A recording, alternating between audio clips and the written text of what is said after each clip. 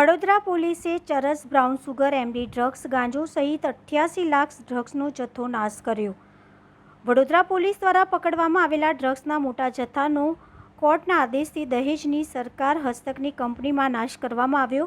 Vadodara police દ્વારા જુદી જુદી વખતે દરોડા પાડી ચરસ, એમડી ડ્રગ્સ, બ્રાઉન સુગર, ગાંજો અને નશીલા ઇન્જેક્શનોનો મોટો જથ્થો પકડવામાં આવ્યો હતો, જેમાંથી 20 ગુનાઓના 88 લાખથી વધુની કિંમતના મુદ્દામાલનો નાશ કરવા માટે કોર્ટે મંજૂરી આપતા દહેજ ખાતેની સરકારી કંપનીની ભઠ્ઠીમાં તેનો નાશ કરવામાં આવ્યો। આ જગ્યામાં સૌથી વધુ 71 લાખનું 722 ગ્રામ એમડી ડ્રગ્સ, જ્યારે 8.39 લાખનું 83 ગ્રામ બ્રાઉન સુગર, 6 લાખની કિંમતનો 3 કિલો ચરસ અને 2.61 લાખની કિંમતનો 40 કિલો ગાંજો, 1100 નંગ પેન્ટાઝોનિસ ઇન્જેક્શન અને 300 વધુનો મુદ્દામાલ અલ્પ્રાઝોલમ ટેબ્લેટનો સમાવેશ થાય છે।